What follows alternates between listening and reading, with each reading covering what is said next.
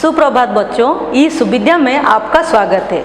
हमने श्रम की प्रतिष्ठा के पिछले भाग में ये पढ़ा था कि कैसे मजदूर को लेखक सच्चा कर्मयोगी नहीं मानते हैं, क्योंकि उनके हिसाब से जो कर्म को योग नहीं समझते अर्थात पूजा नहीं समझते तो वो सच्चा कर्मयोगी नहीं होता है। और जो सच्चा कर्मयोगी नहीं है वो लाचारी से उसका हर एक कार्य करता है, तो इससे क्या होता है, वो उससे मुक्ति पाना चाहता है।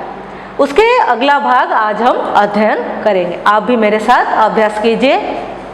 आज देहाती लोग भी कहते हैं कि हमारे बच्चों को तालीम मिलनी चाहिए। तालीम किस लिए मिलनी चाहिए? इसीलिए नहीं कि लड़का ज्ञानी बनेगा, धर्म ग्रंथ पढ़ सकेगा और जीवन में हर काम विचार पूर्वक करेगा, पर इसलिए कि लड़के को नौकरी मिलेगी और हम जैसे दिन भर खटते हैं वैसे उसे खटना ना पड़ेगा। मजदूर ऐसा सोचते हैं। काम के प्रति ऐसी घृणा मजदूरों में है, काम न करने वालों में तो है ही। दिमागी काम करने वाले लोग मजदूर को नीच समझते हैं। थोड़ा सा काम लेने के लिए जितनी मजदूरी देनी पड़ेगा उतनी देंगे, पर ज़्यादा से ज़्यादा काम लेंगे। ऐसी वृत्ति ही बन गई है, यानी उन्हें तो काम से नफरत है ही, मजदूर को भी काम से नफरत है। वह मजदूरी तो करता है, उसमें उसे गौरव नहीं लगता। आज देहाती लोग, यहाँ पर एक शब्द हो गया आपका देहाती। देहात शब्द के साथ ई प्रत्यय का व्यवहार किया गया है। शब्द के आखिर में जो आने वाला शब्दांश होता है उसे हम प्रत्यय कहते हैं। जो शब्दांश किसी शब्द के, यहाँ पर देखिए आपका शब्द हो गया देहात, इसके पश्चात आपका ई प्रत्यय का इस्तेमाल हुआ है। जब किसी शब्द के अंत में कोई शब्दांश प्रयोग करके हम लोग नए शब्द बनाते हैं तो जो शब्दांश होता है उसे हम प्रत्यय कहते हैं। प्रत्यय के बारे में हम 10वीं कक्षा में अच्छी तरह से पढ़ेंगे। तो ये प्रत्यय दो तरह के होते हैं, दो प्रकार के होते हैं, एक तद्धित प्रत्यय, एक कृदंत प्रत्यय। यहाँ पर ये जो शब्द है देहाती और इसमें जो ई का जो इस्तेमाल हुआ है प्रत्यय, वो तद्धित प्रत्यय कहा जाता है। और यहाँ पर वो जो शब्द है देहाती लोग, तो लोग तो आप जानते हैं संज्ञा, तो संज्ञा को जो संज्ञा की जो विशेषता बताती है वो क्या होता है, विशेषण। तो यहाँ पे ये जो शब्द है देहाती वो क्या हो गया आपका, विशेषण। तो देहाती का अर्थ क्या होता है? जो देहात शब्द होता है उसका अर्थ है गांव संबंधी, अर्थात जैसे आप जानते हैं गंवार, तो देहाती क्या हो गया, गंवार। जो कुछ नहीं जानता है हम उसे क्या कहते हैं, गंवार। तो देहाती का अर्थ है गंवार। जो गांव से आता है उसे हम गंवार नहीं कह सकते। जो कुछ नहीं जानता है, जो सरल व्यक्ति होते हैं, उन्हें कुछ बाहर की दुनिया की कुछ ज्ञान ही नहीं है, उन्हें हम क्या कहते हैं, गंवार या देहाती। तो यहाँ पे ये जो देहाती लोग हैं किन्हें माना गया है, मजदूरों को माना गया है, क्योंकि मजदूर पढ़े लिखे नहीं है, इसलिए तो वो मजदूरी कर रहे हैं। तो जो देहाती लोग भी कहते हैं, जो मजदूर है वो सोचते हैं, कहते हैं कि हमारे बच्चों को, उनके बच्चों को तालीम मिलनी चाहिए। तालीम अर्थात यहाँ पर शिक्षा। उनके बच्चों, वो तो शिक्षित नहीं है, उनके पास कोई शिक्षा नहीं है, लेकिन वो चाहते हैं कि उनके बच्चों को शिक्षा मिलनी चाहिए। यहाँ पर ये जो शब्द है तालीम, तो तालीम शब्द आपका कौन सा लिंग हो गया, आपका स्त्रीलिंग शब्द, इसलिए तालीम मिलनी चाहिए। तालीम किस लिए मिलनी चाहिए? एक प्रश्न यहाँ पर है कि उनको कोई शिक्षा नहीं मिली है, उनको कोई तालीम नहीं मिली है, तो उनके बच्चों को तालीम किस लिए मिलनी चाहिए, वो ऐसी इच्छा क्यों कर रहे हैं?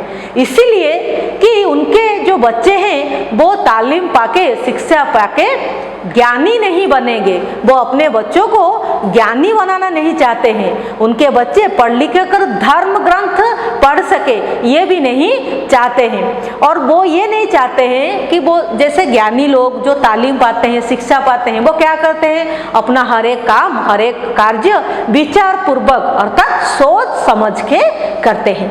तो वो मजदूर नहीं चाहता कि उसको बच्चे को तालीम इसलिए नहीं मिलनी चाहिए कि हम जैसे चाहते हैं कि आप लोग ज्ञानी बनो, धर्म ग्रंथों पढ़ पाओ, आपका हर एक काम सोच समझ कर करो, इसलिए आप तो शिक्षा मिल रही है, लेकिन ऐसे मजदूर नहीं चाहते हैं।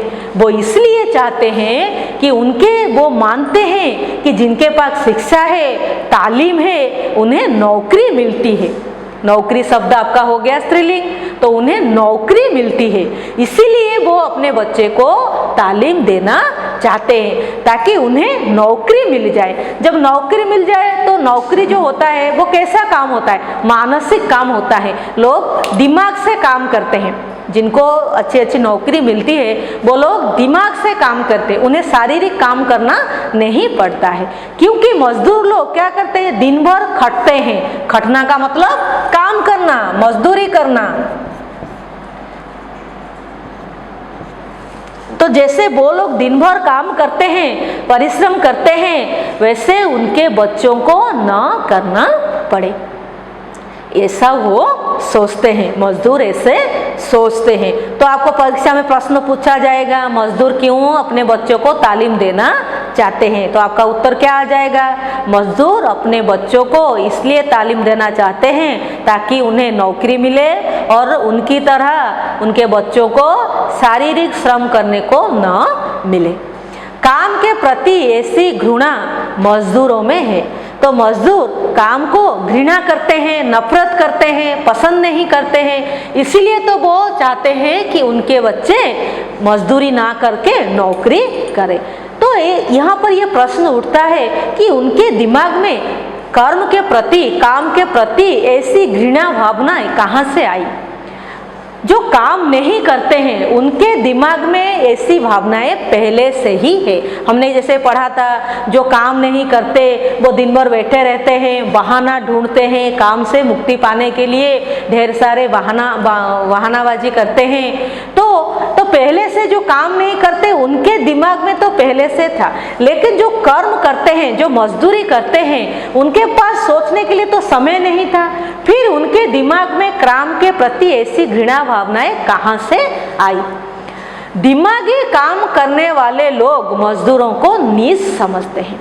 जो दिमागी काम करते हैं, दिमाग के साथ यहाँ पर आपका ई प्रत्यय का प्रयोग हुआ है। जैसे कि आपने पढ़ा कि ई प्रत्यय तद्धित प्रत्यय उसे कहा जाता है। यहाँ पर दिमागी विशेषण है। तो जो दिमागी काम करते हैं, जो मानसिक काम करते हैं, जो नौकरी करते हैं, वो लोग मजदूर को नीच मतलब छोटा समझते हैं। मजदूरों के स्वाभिमान में वे लोग उनको सम्मान नहीं करते हैं। तो मजदूर जब अपने आप को छोटा समझते हैं, नीच समझते हैं, किनके द्वारा? दिमागी काम करने वाले लोगों के द्वारा। वो इतने प्रभावित होते हैं, अपने आप को छोटा समझते हैं ताकि वो काम को घृणा समझते हैं। थोड़ा सा काम लेने के बाद जितनी मजदूरी देनी पड़ेगी, जब लोग कोई हमारे घर में काम करने के लिए आता है, मजदूरी करने के लिए आता है, तो हम लोग उसको जितनी मजदूरी देनी चाहिए उतना ही देते हैं। पर क्या करते हैं? उससे जितना हो सके काम हम निकालते हैं। आपने कभी देखा होगा, आपके आसपास में जो लोग काम करने, शारीरिक श्रम करने के लिए आते हैं, मजदूरी करने के लिए आते हैं, तो आपने देखा होगा जो दिमागी लोग हैं, जो नौकरी करते हैं, वो लोग उनके साथ कैसे व्यवहार करते हैं। कैसा व्यवहार करते हैं? वो लोग उनको छोटा समझते हैं, नीचा दिखाते हैं और क्या करते हैं? जितना मजदूरी वो लेते हैं उनको वो देते ही नहीं, हमेशा उनसे कम देते हैं। अगर उतना मजदूरी देते हैं लेकिन उससे ज़्यादा काम निकालते हैं। ऐसी वृत्ति ही बन गई है। मतलब वृत्ति मतलब जीविका, ये सबका हो गया है। आप ये मत सोचो कि कोई एक या दो दिमागी काम करने वाला या नौकरी करने वाला ऐसा व्यवहार करता है। हर कोई दिमागी काम करने वाला, मानसिक काम करने वाला मजदूरों को नीचा दिखाने में लगा हुआ है। उसकी मजदूरी को लेके उनके साथ बहस करते हैं, उन्हें छोटा समझते हैं। तो जैसे लेखक के हिसाब से ये सबका काम बन चुका है। सब ऐसे व्यवहार मजदूरों के साथ करते हैं, यानी अर्थात उन्हें तो काम से नफरत है। जो दिमागी लोग हैं, जो नौकरी करते हैं, उन्हें पहले से शारीरिक श्रम से नफरत थी, घृणा थी। लेकिन अभी उन लोगों ने क्या किया? मजदूरों को नीचा दिखाते हुए उन्हें भी ऐसा बना दिया है कि वे लोग भी काम से नफरत करते हैं, घृणा करते हैं। बेमजदूरी तो करता है पर उसमें उसे गौरव नहीं लगता। जबकि आप जब हमेशा किसी एक व्यक्ति को छोटा या नीचा दिखाओगे, उसे उसके स्वाभिमान को हनन करोगे, खत्म करोगे, तो वो क्या करेगा, मजबूरी में वो काम करेगा, उसमें कोई उसको गौरव नहीं, सम्मान नहीं मिलेगा। तो धीरे धीरे क्या होगा, उसके दिमाग में, उसके मन में काम के प्रति घृणा भावनाएं बढ़ने लगेगी। इसीलिए तो जो मजदूर हैं वो काम को घृणा मानते हैं और अपने बच्चों को शारीरिक श्रम ना करने के लिए सोचते हैं और ये चाहते हैं कि कैसे उन्हें तालीम मिल जाए और वो नौकरी करें। तो बच्चों, आज के लिए बस इतना ही। धन्यवाद।